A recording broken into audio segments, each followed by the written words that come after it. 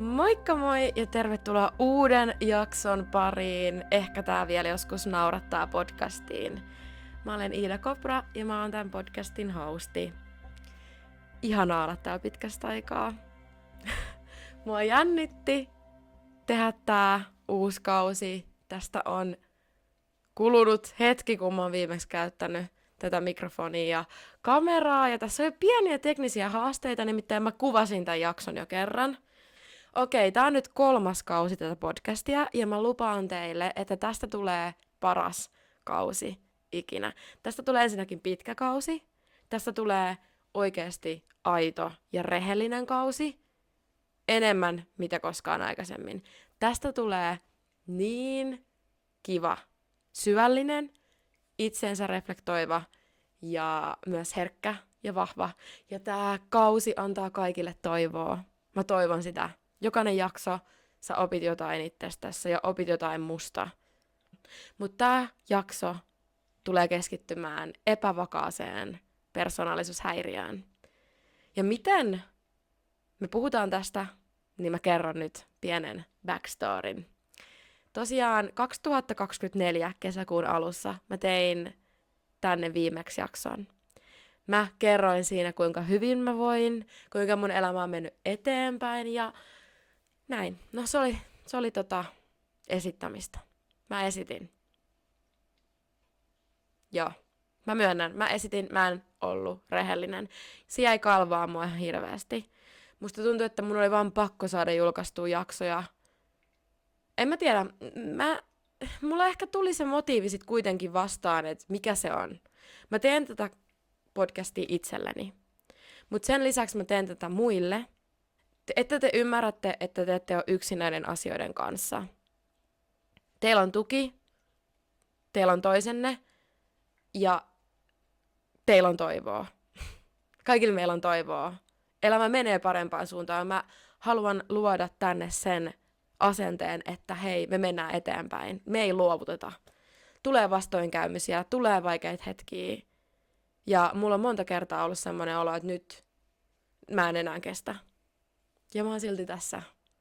Ja tää on kasvutarina. Mä en ole mikään alan ammattilainen. Mä oon asian...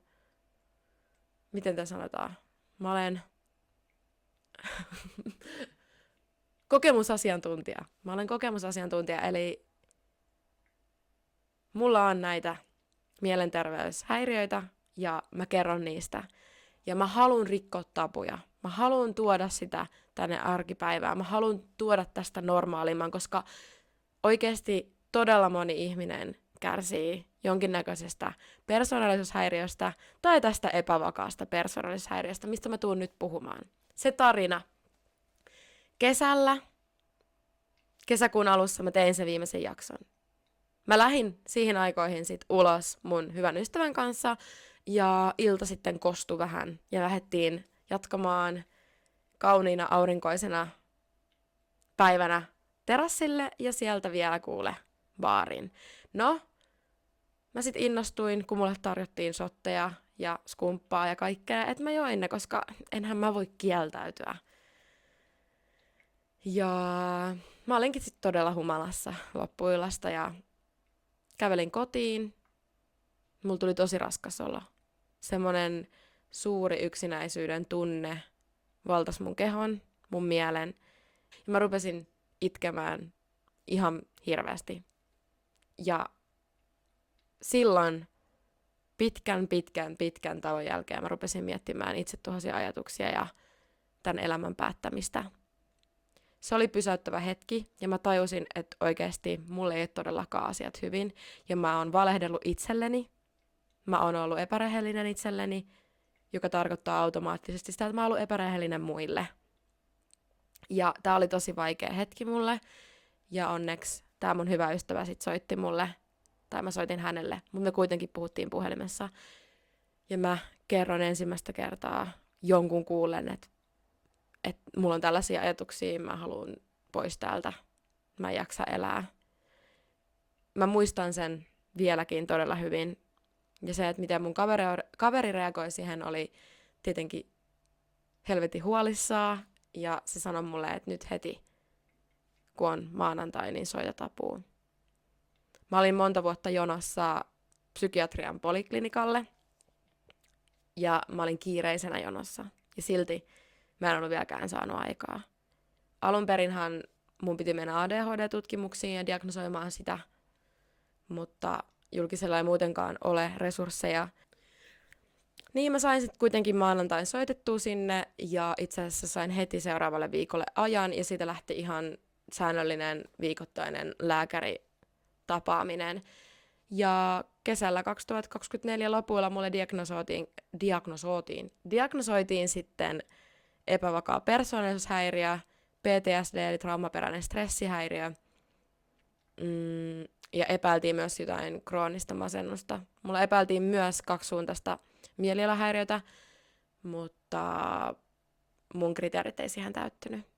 Ja miksi mä haluan kertoa teille tästä epävakaasta persoonallisuushäiriöstä, niin musta tuntuu, että se on vähän stereotyyppisesti negatiivinen, tai se on maalattu vähän negatiiviseksi, ja jotenkin, että se ihminen on huono, kykenemätön tai alempana muita. Ja jos mä kävelen tuolla kadulla vastaan, niin mä en usko, että kukaan diagnosoisi mulle sitä. Mä oon onnistunut elämäni aikana peittämään tätä häiriötä tosi hyvin, ja mä oon rakentanut sellaisia suojamuureja itselleni, että mä näytän tosi iloiselta ja hyvinvoivalta ja energiseltä. Mä olen myös sitä, se on osa mua, mutta en ole aina. Se, että mä uskallan olla oma itteni, niin se on sen kaiken muurin sisällä. Ja mä oon nyt päässyt vihdoin psykoterapiaan, mikä alkoi tässä tammikuun alkupuolella. Ja siellä mä just käsittelen näitä mun pahoja traumoja ja näitä mun muureja. Koska mä haluan löytää sen mun sisimmän. Ja sen takia mä haluan nyt tehdä tämän 3. kauden, koska mä olen keskeneräinen. Ja mä haluan näyttää teille tämän prosessin. Ja mä voin tällä hetkellä yllättävän hyvin, ja se vointi tulee nyt todennäköisesti huonontumaan. Ja mä haluan näyttää teille nämä vaiheet. Te olette mukana tässä matkassa, milloin tämä antaa myös toivoa teille, että teillä asiat järjestyy.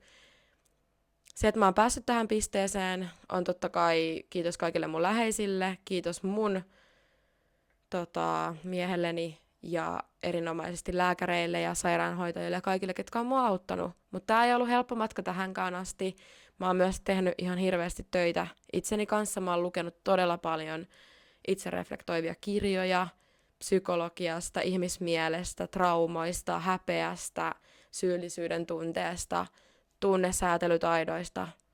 Ihan törkeästi. Mä oon ottanut teille monia satoja kuvia puhelimeeni ylös, mitä teemoja mä haluan käsitellä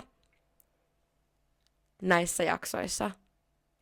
Mulla on ihan hirveä litania siellä niistä kirjan sivuista, ja mä haluan kiteyttää ne näihin jaksoihin ja kertoa teille mun ajatuksia ja mitä mä oon oppinut, koska nyt mä oon lukenut varmaan joku 10, no en ehkä 10 kirjaa, joku 6 kirjaa, 7 kirjaa liittyen mielenterveyteen, hyvinvointiin, niin mä haluan jakaa teille niitä tipsejä eri kirjoista, koska siellä toistuu yllättävän paljon sama kaava, mutta kaikki te ette varmaan jaksa kuunnella näitä kirjoja tai lukea näitä kirjoja, niin tässä teille tulee sitten kaudella myös tietopaketit, ja mä tuun kertomaan aina sitten, että missä mennään ja mistä kirjasta mikäkin on.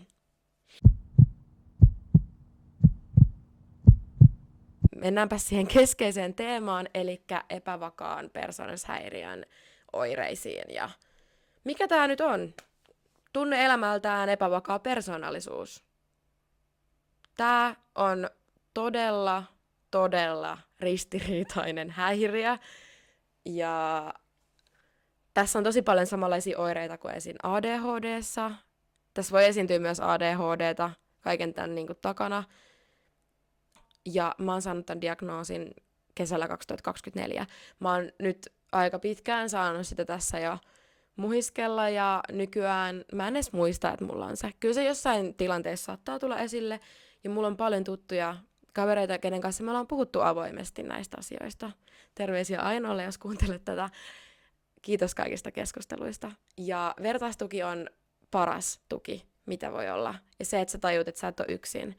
Koska tähän häiriöön liittyy todella vahvasti se teema, että sä olet ulkopuolinen, sä olet yksin, sä oot ainoa, ketä kärsii tästä.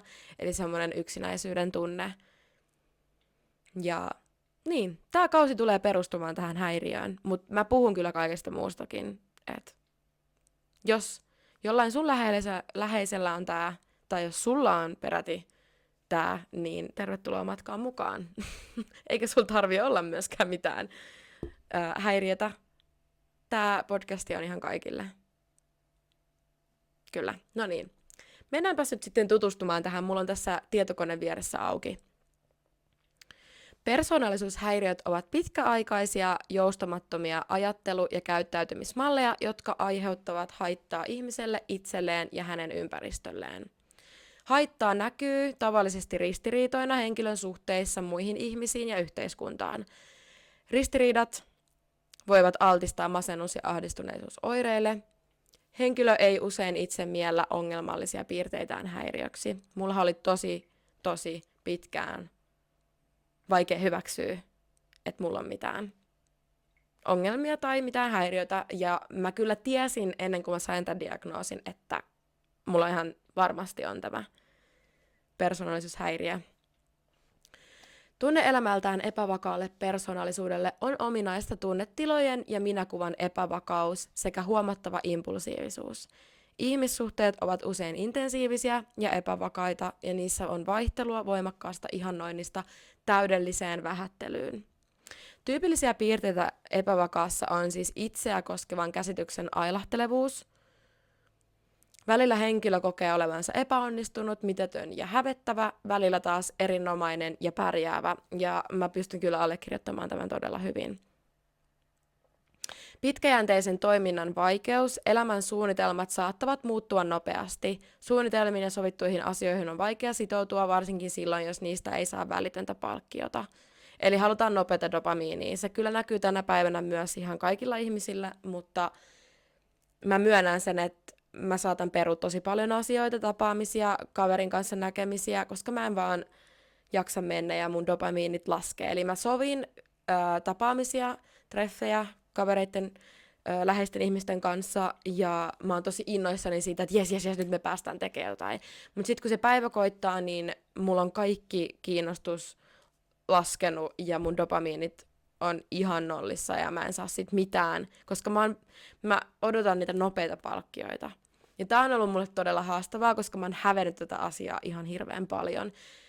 Ja sitä on vaikea selittää, että hei, mä en jaksa nähdä tänään. Ja mä haluan olla rehellinen, mä haluan sanoa kaikille, että nyt ei ole ok. Ja mun ympärille on jäänyt ne ihmiset, jotka ymmärtää mua. Ne ymmärtää tämän vaikeuden ja sen, että mä en jaksa lähteä. Ne ymmärtää sen, että mulla on vaikea nousta sängystä joku aamu. Se ei johdu siitä ihmisestä, se ei johdu siitä suhteesta, vaan se johtuu ihan mun sisäisistä ongelmista. Ja mä olen hyvin kärsimätön ihminen, että kun tuossa puhuttiin tuosta pitkäjänteisen toiminnan vaikeudesta, eli elämän suunnitelmat saattaa muuttua nopeasti. Mähän on muuttanut tässä 4 vuoden vai 5 vuoden aikana, vai mitä nyt mä oon asunut, 6 vuotta. No nyt joo, 6 vuotta tuli täyteen, niin mä oon muuttanut 5 kertaa. Eli mä oon melkein joka vuosi muuttanut uuteen asuntoon. Mä vaihan todella usein järjestystä kotona, koska mä kyllästyn siihen, mikä järjestys on, ja mä haluan heti muokkaa asioita, ja jotenkin mulla tulee sitten tosi hyvä fiilis. Ja sitten mä taas kyllästyn, ja. Seuraava on tunteiden säätelemisen vaikeus. Vaikeus tulla toimeen varsinkin negatiivisten tunteiden kanssa. Tämä saattaa johtaa hallitsemattomiin raivopuuskiin tai pohjattomaan alakuloon.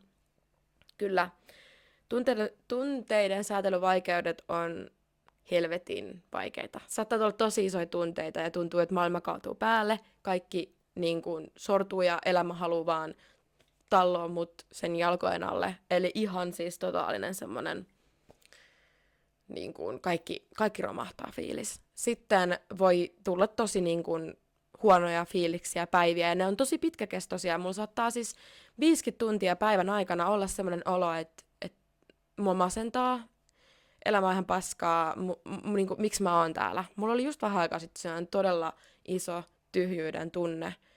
Ja ihan sama mitä sä teet, soppailet, käyt ulkona, syöt hyvin, nukut hyvin, niin se ei auta. ehkä hetkellisesti, mutta se täytyy vaan niin kuin mennä läpi ja sun täytyy vaan hyväksyä se tunne, koska sitten näissä tunnesäätelyvaikeuksissa on se, että sun pitäisi kohdata kaikki ne tunteet, mitä sulla tulee miljoona tunnetta päivässä. Se kirjo on niin laaja, että sitä on välillä vaikea itsekään edes pysyä siinä perässä, ja ne kaikki pitäisi ottaa vastaan, niin se on myös todella raskasta. No sitten näihin liittyen mielialat vaihtelevat nopeasti reaktioina tapahtumiin ja tilanteisiin, eli joku asia saattaa olla niinku tosi kiva ja hyvä juttu, ja sitten joku toinen asia, mitä sä kuulet ihan siis vaikka pari minuutin sisällä, saattaa oikeasti muuttaa sun fiiliksen ihan vaikka tosi vihaseksi, tai pettyneeksi, tai jotain ärtyneeksi. Että se menee niin laidasta laitaan, että joku pieni asia, ja sitten se triggeri siellä tilanteessa, se toiminta saattaa muistuttaa siis jotain vanhaa tapahtumaa, ja sitten se muisto tulee sieltä niin kuin vanhasta tapahtumasta, se tunne, ja sitten se välittyy siihen. Ja mulla käy monesti vaikka autolla ajaessa, että mä huomaan sen, että mulla saattaa olla tosi hyvä fiilis, ja sitten joku hidastelija on mun eessä, ja mä ärsyynnyn tosi helposti, ja sitten hetken päästä, kun mä oon huutanut siellä tyyliin näyttänyt keskariin, niin sitten mä rauhoitun ja tajunkin, että okei, tää oli nyt taas ihan turhaa. Toistuva ja jatkuva sisäinen tyhjyyden tunne. No siitä mä vähän puhuinkin. Se tulee, ja sitä on vaikea ennustaa. Mulla saattaa tulla vähän silleen kierron kanssa, että se menee niinku kierron kanssa silleen yhteen, että niinku, millainen kuukautiskierto on, niin sen mukaan saattaa vaikuttaa, mutta toi on kyllä toi tyhjyyden tunne ja tommonen, niin jos on käynyt jotain semmoista, mistä tuntuu, että sä et ole riittävä. Eli tässä niin kuin persoonallisuushäiriössä tosi keskeinen olennainen teema on se riittämättömyyden tunne. Ja jos joku tilanne jollain tavalla edes vähän muistuttaa tai triggeröi sua siitä, että sä et riitä, se ei tarvi oikeastaan edes tarkoittaa sitä, mutta jos sulla vaan välittyy se tunne, niin toi tyhjyyden tunne tulee tosi helposti. Ja nyt itse asiassa esimerkkinä mulla oli just ensimmäisen yhteishaun taidekouluihin ennakkotehtävien tekeminen, ja niitä oli paljon. Mä hain teakkiin, nätylle ja sitten itse asiassa tanssitaiteen linjalle teakkiin myös. Ja kun mä rupesin tekemään niitä tehtäviä, niin mä oon niin kriittinen, niin musta tuntuu, että mä en onnistu näissä. Ja se, että deadline vaan lähenee, ja mun pitäisi saada tehtyä kaikki videot ja esseet ja kaiken maailman mielipidekirjoitukset ja muut, niin mulla tuli ihan semmoinen olo, että just niin kuin mä en riitä ja mä en pysty tähän ja mitä vittua mä oon valinnut tämän alan, että musta ei ole tähän. Ja mulla tulee todella usein tällä alalla, ja mä uskon, että se tulee ihan sama millä alalla, mutta jotenkin niin kuin taide- ja tanssi- ja näyttelijäpiireissä jotenkin, kun sun pitää olla niin paljon esillä ja tuoda itseäsi esille ja olla röyhkeä, ja kun mä oon niin herkkä ja jotenkin miellytän paljon ihmisiä ja niin kun haluan olla kaikille mukava, niin sit se röyhkeys on tosi vaikea välillä niin kun saada sieltä, että mä meen ja mä näytän kuka mä oon. Ja musta tuntuu, että ehkä nuoremmat sukupolvet pystyy niin kun paremmin olemaan röyhkeitä ja itse jotenkin vähän semmoisia itsekkäitä.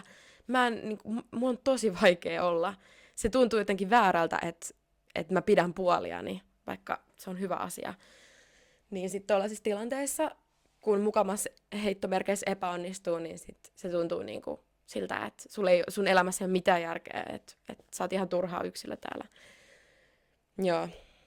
Tullaan puhumaan näistä teemoista, kyllä mä tulen keskittymään aina sitten yhdessä jaksossa yhteen tämmöiseen teemaan. Mun rakastava impulsiivisuus, hetken mielijohteessa tulee tehtyä asioita, jotka jälkikäteen harmittavat. Tää on tosi laaja ja tää on niin kuin ihmisillä vähän riippuu millainen, niin kuin, mutta mulla on siis tosi paljon ongelmia niin kuin Vinterin suhteen, että mä siis ihan hirveästi shoppailen sieltä. Mä kyllä myyn hirveästi omia tavaroitani, mutta sitten kun mä löydän Vinteristä jotain, niin mä haluan ottaa kaiken, koska siis siellä on vaan niin paljon kaikkea kivaa ja jotenkin mä rakastan, mulla on nyt joku obsess kaikkeen kierrätykseen ja mä haluan jotenkin mahdollisimman vähän jättää mitään hiilijalanjälkeä tänne. Seuraava itsetuhoisuus, joka ilmenee itsensä tahallisena vahingoittamisena tai sillä uhkaamisena. Nostan kättä. Ajoittain todellisuuden tajun hämärtyminen, harhaluuloja tai epätodellisia kokemuksia saattaa esiintyä etenkin kriisitilanteissa, joo. Eli vähän semmonen, mikä tää on, todellisuuden tajun menettäminen. Mulla tulee ainakin kriisitilanteissa, isoissa muutoksissa, niin tulee todella paljon semmoisia oloja, että mä en ole täällä maassa tai tällä planeetalla tai silleen tässä ajassa. Et mä en osaa selittää sitä, mutta se on vähän niin kuin leijuu itsestään vähän irti. Kyllä mä näen itteni ihan niin kuin tästä, että en mä niin kuin mihinkään kolmanteen osapuoleen siirry tuohon viereen, mutta se vähän tuntuu siltä, että tämä ei ole todellista. Että eihän kun mä olisin jossain unessa. Ja sitten vielä on liiallinen hylätyksi tulemisen pelko. Tämä on semmoinen teema, mistä mä tulen kyllä niin paljon puhumaan, siis aivan näistä kaikista. Kiitos hei, mielenterveystalo.fi. Täällä on ihan superhyvät sivut, ja itse asiassa mun sairaanhoitaja, psykiatrinen sairaanhoitaja, suositteli lukemaan juuri tältä sivulta. Eli mielenterveystalo.fi, tämä ei ole mikään kaupallinen yhteistyö. Menkää siis lukemaan, jos teitä kiinnostaa, täältä lisää. Mä tuun avaamaan tänne sitten jaksoissa paremmin tätä sisältöä, ja jos sulla nyt heräsi tästä semmoinen olo, että ei vitsi, että mä samaistun noihin, niin kaikilla meillä ihmisillä on ja esiintyy näitä toimintamalleja. Se ei heti suoranaisesti tarkoita, että sulla on epävakaa persoonallisuushäiriö. Persoonallisuushäiriöt on aika yleisiä, joten sulla saattaa olla siellä myös kuuntelija, mitä ei ole diagnosoitu. Ja arvioiden mukaan 5-15% aikuisista kärsii erilaisista persoonallisuushäiriöistä. Eli ne on pitkäaikaisia häiriöitä, ne ei kuitenkaan ole pysyviä, ja se voi muuttua esimerkiksi, niin kuin persoonallisuus voi siis muuttua, esimerkiksi persoonallisuuspiirteiden jäykkyys ja joustamattomuus saattaa lieventyä ajan myötä. Eli mitä vanhemmaksi tullaan, niin se muovaantuu. Ja mulla, niin kuin lääkäri sanoi, että mulla on ollut tää niin pitkään, tää on ollut lapsesta asti mun mukana, ja tää häiriö on alkanut siellä lapsuudessa. Ja se on kehittynyt, tai niiden kehittymisessä merkittävä rooli, että miten mullakin on tää tullut, siinä on perinnölliset tekijät, ja sitten kasvuympäristö, ja ihmissuhdekokemukset, ja mulla ainakin traumat on luonut tosi paljon. Persoonallisuushäiriöitä voi hoitaa esimerkiksi psykoterapialla. Ja mä suosittelen kyllä, jos vaan pystyy jossain vaiheessa menemään, niin menee psykoterapiaan tai hakee apua siihen, että pääsee. Mulla on B-lausunnolla Kelan tukema psykoterapia.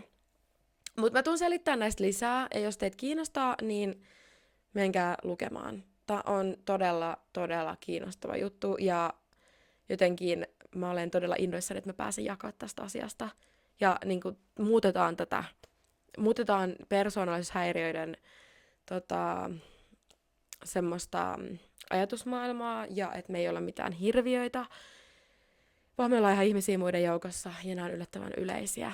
Ja että miten me päästään työstämään näitä, ja mä voin kertoa mun omia kokemuksia, että miten mä oon päässyt näistä eteenpäin, koska mä koen, että mä oon tässä viimeisen jakson aikana tähän jaksoon, niin mä oon muuttunut aika paljon. Mä oon mennyt eteenpäin asioissa. Mulla on siis edelleen vaikeuksia, ja sen takia mä nyt käyn siellä psykoterapiassa. Ja tähän loppuun mä haluankin kertoa siitä.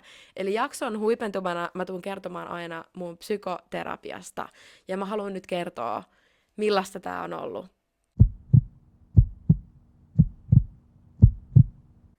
Aika rauhallinen aloitus, mikä on hyvä. Me ollaan etsitty semmoista yhteyttä, ja se on mun mielestä löytynyt tosi hyvin.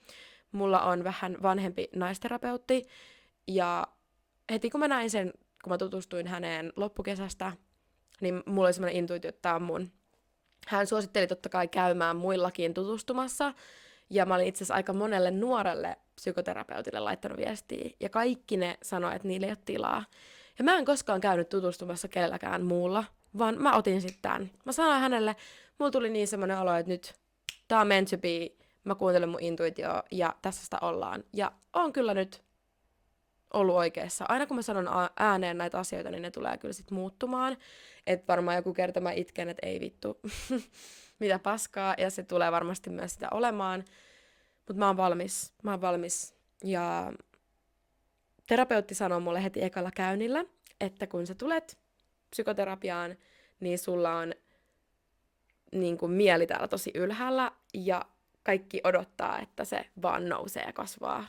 Mutta itse asiassa se tulee laskemaan. Sun henkinen energia ja kaikki sun mielenterveys tulee järkkymään ja se tulee tänne pohjalle. Kaikilla se on tietenkin oman näköinen, omanlainen matka, mutta se tulee laskemaan.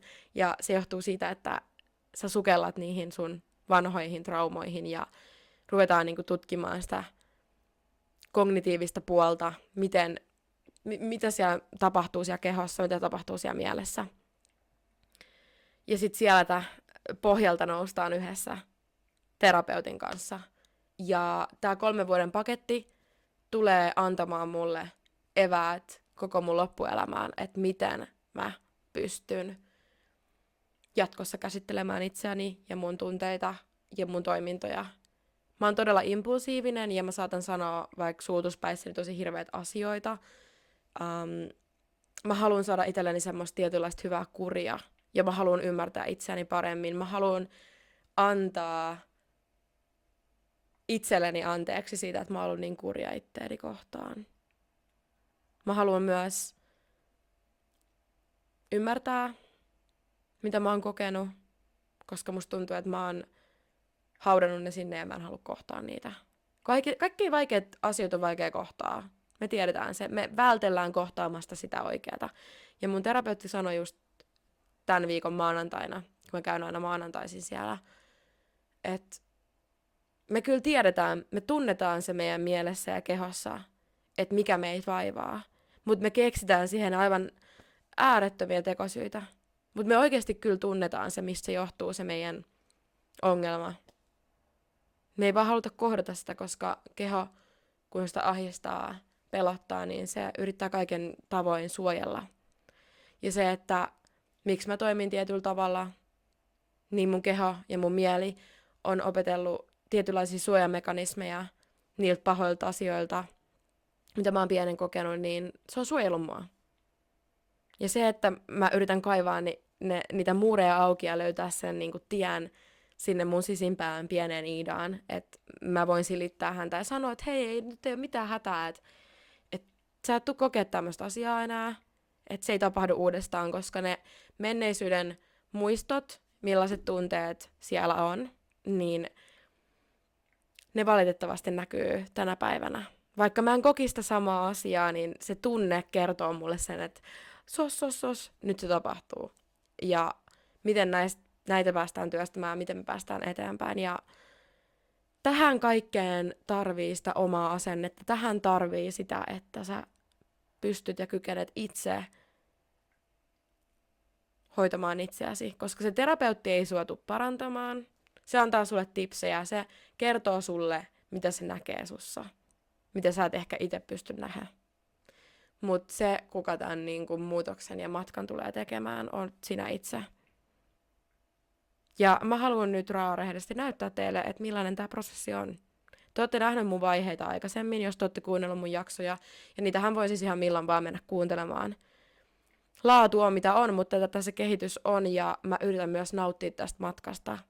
Kukaan meistä ei ole täydellinen, ja me parannutaan pikkuhiljaa joka päivä, minuutti kerrallaan, ja mennään kohti sitä jotain, mitä me haaveillaan ja tavoitellaan. Ja niin, tää podikin on sen näköinen. Mulla ei aina ollut motivaatiota, kun mä tein tätä. Enkä tiedä, tuleeko aina nytkään olemaan. Ei varmasti. On päivi ihan 100 varmasti, milloin mä oon se, että ei jaksa, että miksi mä aloitin tämän 3. kauden. Mutta sit mä vaan tuun sanoa siitä. Nyt mulla on tosi hyvä fiilis, mulla on ollut hyvä päivä, ollut aikamoinen viikko. Ja mun täytyy tässä nyt alkaa lopettelee, koska soitan kaverin kanssa puhelun ja lähden kävelemään töihin. Mulla on vielä työteessä. Ja huomenna on esitys Helsingissä koko teatterilla. Vähän flamenkoa sinne. Joo, tämmönen matka ja niin paljon asiaa. Ja mä voisin selittää vaikka koko rungon, mitä kaikkea mä oon tehnyt tämän 1,5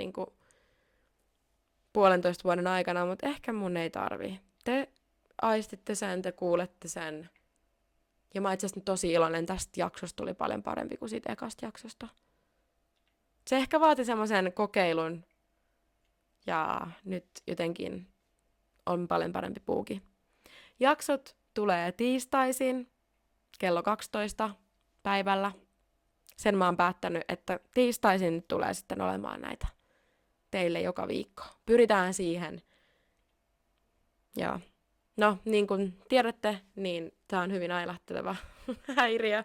Ei pistä sen piikkiin, mutta mä pyrin nyt tähän, että mä saisin teille joka tiistaisin jakson ulos. Ja hei, mulle saa sitten laittaa IGDMS kyselyä, viestiä, omia kokemuksia, ajatuksia, tuntemuksia, ihan sama. Kaikkea voi tulla kysymään. Niin mun Instagram on Iida Kopra. Ja kiitos, että kuuntelit tänne asti ja toivottavasti teidän loppuviikko lähtee hyvin käyntiin tai milloin ikinä nyt sitten tätä kuunteletkaan, niin ihanaa, että oot päätynyt tänne ja jos tuntuu siltä, niin pistä seurantaan ja jos on semmoinen fiilis, että haluat jotain kommentoida, niin saa tietenkin kommentoida, että millainen fiilis tuli. Mut hei, mä oon back ja tehdään tästä kaudesta nyt paras. 3. kerta toden sanoo, nyt tulee niinku semmoista settiä, että Tervetuloa mun matkaan mukaan. Tää podcast on Ehkä tää vielä joskus naurattaa ja mä olen teidän juontaja, hosti, podcastin tekijä Iida Kopra. Nähdään ensi viikolla uuden jakson parissa. Moi moi!